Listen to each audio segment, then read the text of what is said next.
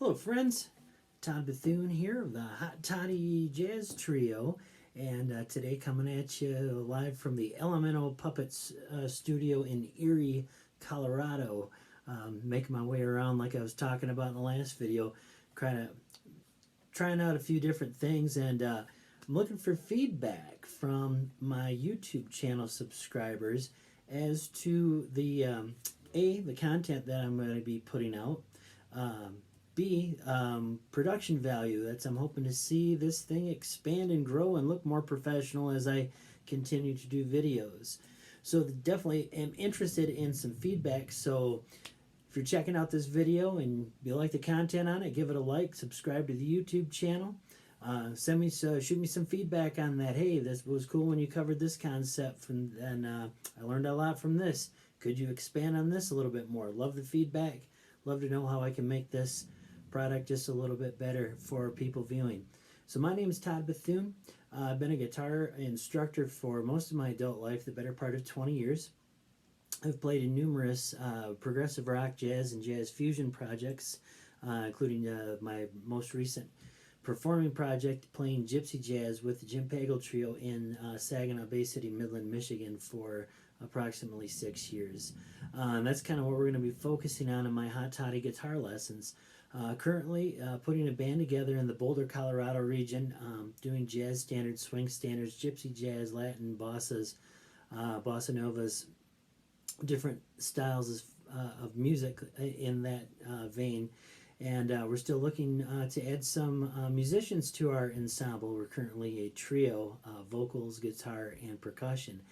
Definitely looking for maybe someone on the upright bass, second guitar player, maybe violin would be good. So if you're also checking this out and might happen to play one of those other instruments, drop me a line if you're in the Boulder, Denver area and might be interested in getting together and learning some of our repertoire with us.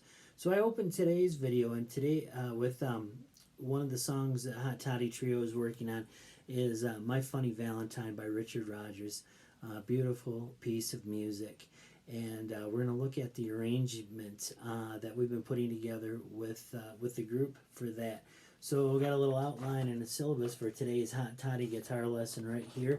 So I don't know if you can see that pretty well in that, but we're going to start with, we're looking at some arranging from, string arrangement from the recording that we were working off of, which is based off of the B major scale. So we'll throw a little bit of theory in there.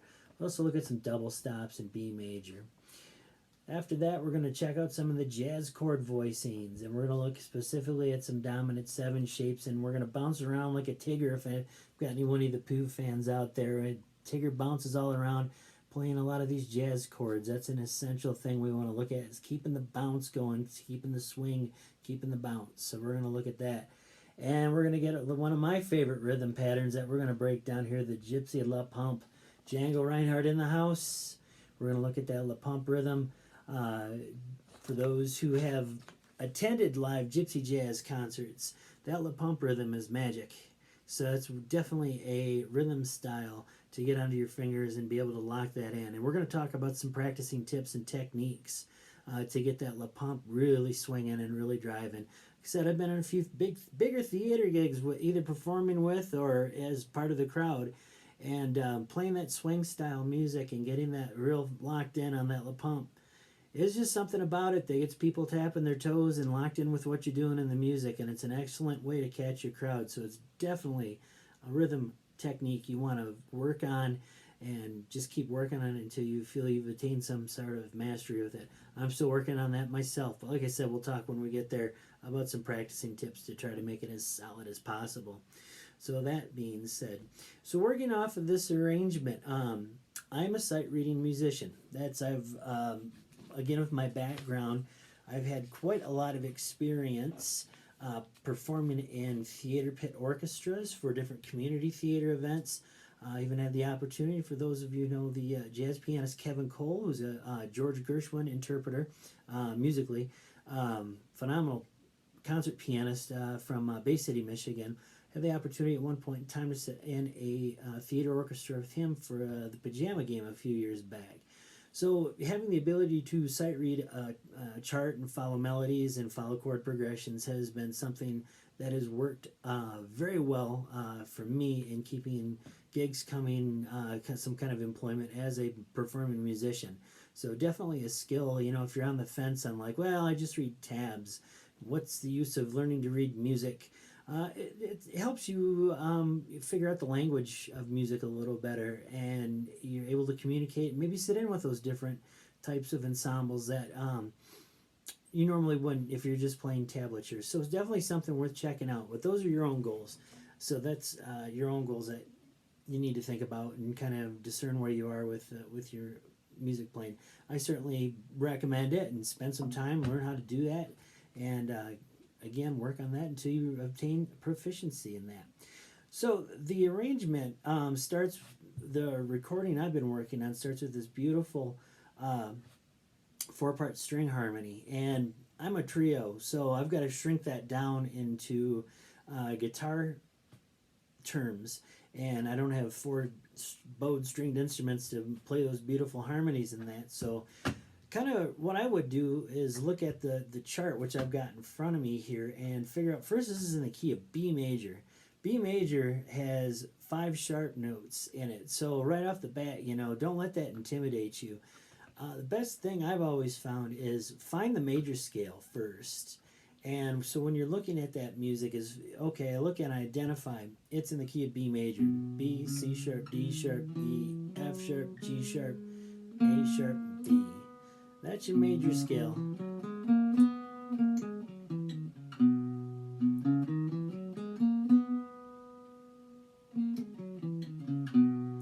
And again, when I'm working on that, thinking of my picking, down, up, down, up, down, up, down, up, down, up, down, up, down, up, down, up, down, up, down, up, down, up, down, up, down, up, down. Give me that beautiful chord. So that's, I'm looking at that. Watch that alternate picking. A lot of players can get hung up when you're doing cross string picking. Maintaining even alternate down and up strokes across that scale. Right there on that 3rd string on that G sharp, I attack that on an upstroke. So I came down on a downstroke on the 4th string, I switched strings, I came up on an upstroke. I want to keep that consistent. So we don't want our picking hand to fall away with that. So now we've got that sound, a B major, under our fingers. So look at the lick.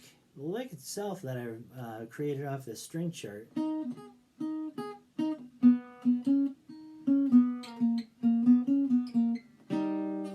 one of those double stops.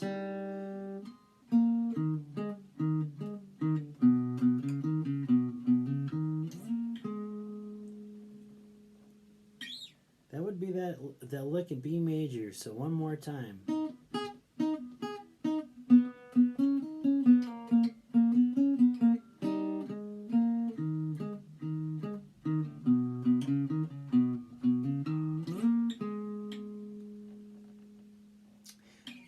And for me, when I was listening to the recording, one of the things I love about the guitar is the dynamic range of sound and tone and colors and timbres of sound that come from the instrument.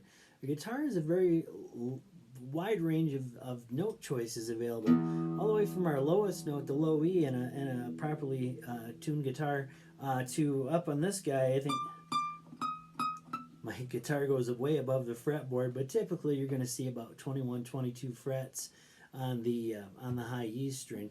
So when you think about all the note possibilities, range of notes from there to there, and all spots in between, the guitar, very much like a piano, has this large dynamic range of sound and note choices. So when I was listening to that and hearing those sounds, you have 4 stringed instruments, bowed stringed instruments, from low to high, your double bass, your cello, viola, and violin, which create beautiful textures and harmonies, and in that, and those are fans of orchestral music, understand, you know, how that sound works.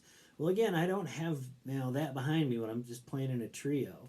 So when I'm listening, there's a playoff in the arrangement between the higher pitched instruments in the string family and the lower pitch. So a lot of times that's what I was looking at trying to do. Whoops. And then right here I would go to like a lower, like maybe a cello sound.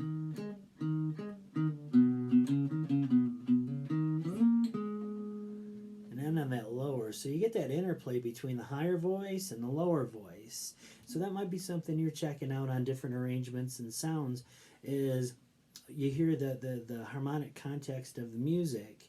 So you're thinking to yourself, okay, the flow of the music starts on a higher register and comes down in voicing. How am I going to emulate that on the guitar? That will directly influence the choices you make in your fingering, and also where on the fretboard that you want to play that to get that kind of the interplay. And I'm just trying to mimic that, just in a single note line with my guitar. So it's a little bit on arranging on the, using that B major scale on the arranging. Next, we're going to take a look at jazz chord voicings and grips. So there's a lot of things that, I started out playing rock guitar, which tons of fun. Still love to play rock when I can. Just in current living situations, it's not always easy to crank up an amplifier and just let it rip, which is half the fun of playing rock guitar. Anyway, but rock guitar, we always learn those power chords first. And when I teach private lessons, I always like to start with the power chord for a lot of reasons. You can keep those going strong all day long. Get that nice groove, that nice chunk on those that. You can develop that. But you can also open up your hand shape, and if you use that power chord a lot, you can add notes to that power chord a lot just by keeping your power chord shape under your fingers, maybe moving a finger or two around. So the first shape we're going to look at is the dominant seventh shape. Now that's used a lot in jazz guitar playing, especially that dominant seventh shape. Dom 7, and it's a major scale with a flatted seventh note. That's the music theory behind the dominant seventh, giving us that sound right there. So a lot of times in like a gypsy rhythm playing style, I've been seeing in my observations is they like to have, if you have a really hot lead guitar player or violinist or something like that, you don't want to muddy the sound up or clutter the sound up too much in the high end or that. So a lot of times those rhythm guitar players will take a shape and they'll play maybe just 3 notes of that chord. So our first grip that we're going to look at today on the dominant 7th chord shape, we're going to play a G7th chord. And the G7th chord is going to be voiced from the 6th string 3rd fret, which is our G. We're going to skip a string. So that 5th string, we're not going to play that 5th string. We're going to skip that, but we're going to mute it with our first finger, just kind of hanging out over that string, so it's just muting the sound. So as the pick comes through with the strum, it actually adds the percussive element of that chord, which we want. Skip that string, I'm going to the 4th string with my 2nd finger on the 3rd fret, which is F. And then my B note. So I got my dominant 7th note right there, the F, natural, and then I've got my B, the 3rd of the chord. Root, dominant 7th note, the B, the 3rd of G. And if you can see my hand well, I don't have a ton of space to move my guitar closer to the camera right now. Still things I'm working on. I've got that, and I'm lifting and pushing. Mute.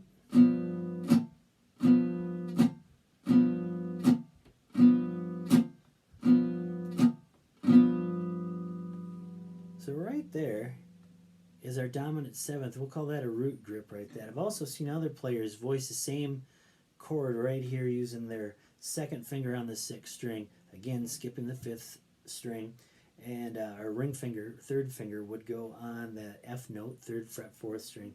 And then we'll tuck our pinky in on the 4th fret of the 3rd string. So again, it's identical. It's the same notes, just using a different finger. You can practice going between those 2 grips just to get used to that. There's different reasons for using different grips like that. Just depends on what your next chord is or where you're going down the fretboard next.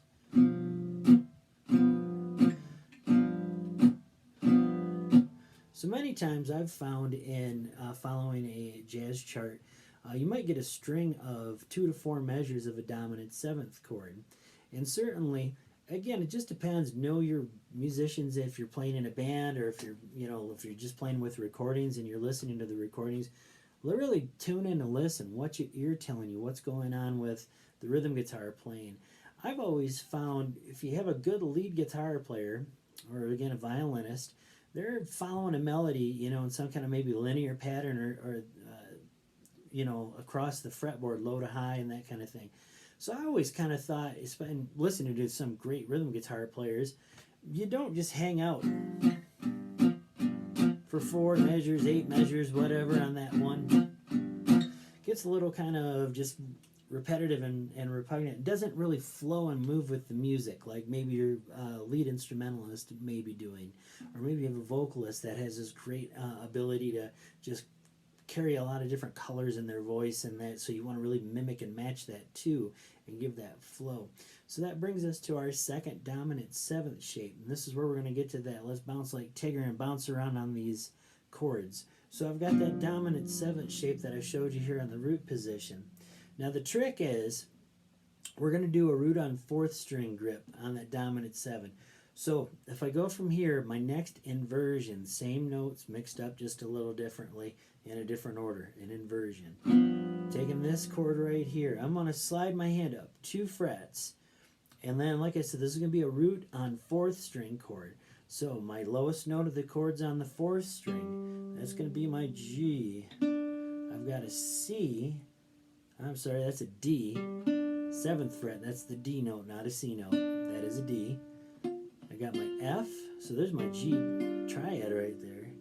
And then my B natural, that's that dominant 7th note, right there under my 1st string, 4th finger. So again, there's my power chord shape that I talked about earlier.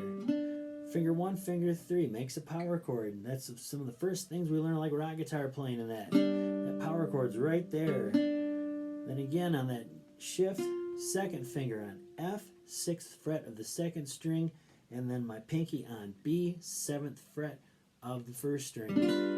I get that beautiful dominant 7th shape right there. And again, we can practice that little pump rhythm. So play and lift.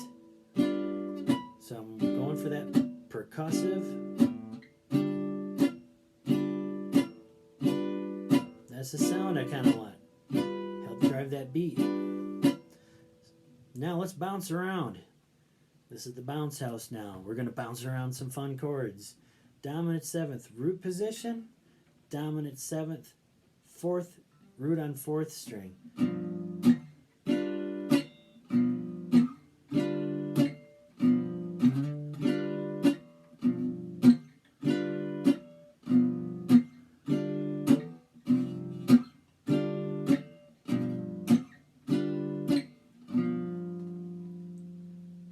So that's an excellent one to get bouncing around a little bit.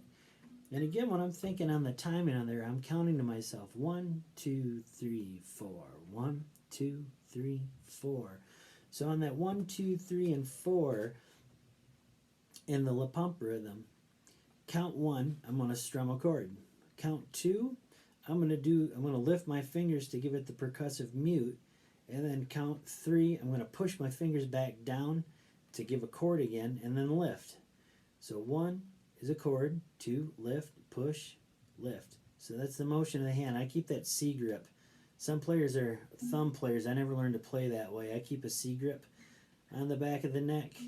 That seems to work good for my hand size and that. And I can open up my fingers pretty large too. And I'm always focused on keeping a C grip. C grip, thumb keeps parallel to the back of the neck. La Pump, 2, 3, 4, 1, 2, 3. Let's bounce. 1, 2, 3, 4, 1, 2, 3, 4, 1, 2, 3, 4, 1, 2, 3, 4, 1. Cool. So the La Pump rhythm. Let's talk about a few methods to make it effective in practicing that rhythm style. Like I said, it's a real magical rhythm. The gypsy jazz artist going back to, we'll start with Django Reinhardt in Paris during World War II. That style of European jazz, gypsy swing, is really identified by that La Pompe rhythm. That would probably be the heartbeat in the backbone of gypsy jazz style guitar playing. Django Reinhardt's beautiful melodic playing on top of that, and of course when he was with Stefan Grappelli on violin, that was just magic. But the driving element of that music, beyond the virtuosity of the instrumentalist, is that La Pompe rhythm. And as I've delved more into the gypsy jazz style, there's that rhythm guitar playing is such a focus point, and so it's worth every second spending learning those rhythm styles and getting comfortable with that. It's really the groove and to help you connect with your audience. So practicing tips with that. You can download, if you have a smartphone, any metronome app. They're usually free. I have 2 on here that I use depending on a teaching environment or anything like that. This is just a Metro Timer free download on that. The other one uses Speak Beats. I might do another lesson on Speak Beats. That's really well with younger students when you're teaching to count and keep a time going and consistent time. Speak Beats is really good. But what I've got going on here is, as you can see, I've got this set at 74 beats per minute. So the goal is the click is going to be count 2 and count 4. There's our click. 2, 4, 2, 4. 1, 2, 2, 4, 2, 4, 2, 4. So the 1 and 3 are going to be in between those clicks. 4, 2, 3, 4. 1, 2, 3, 4. 1, 2. 1, 2, 3, 4. 1, 2, 3, 4. 1, 2, 3, 4. 1.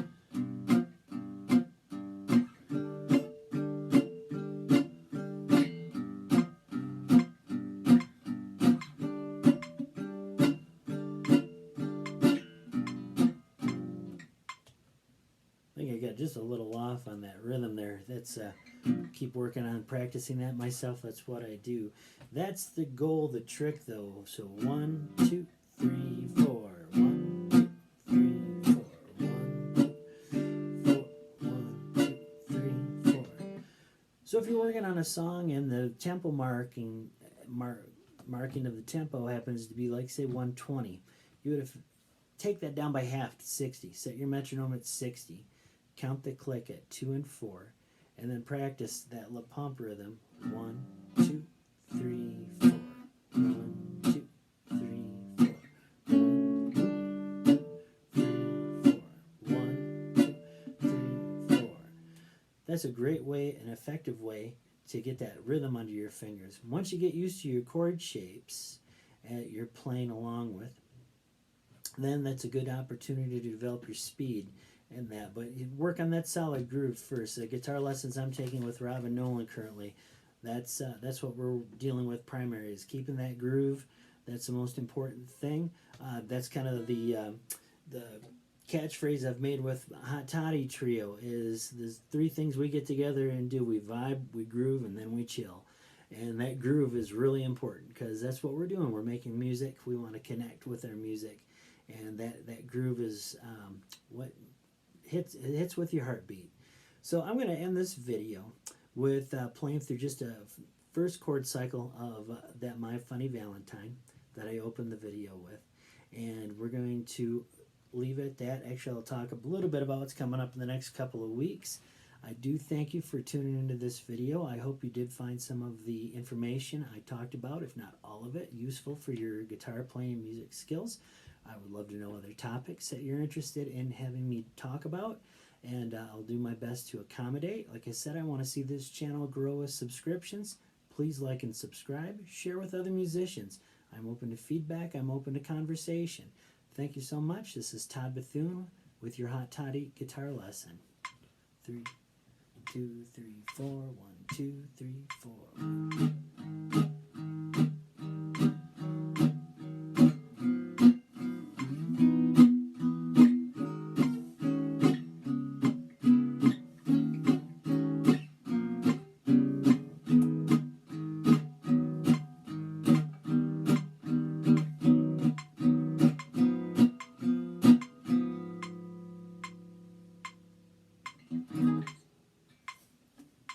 Thanks a lot, everyone. Have a great day.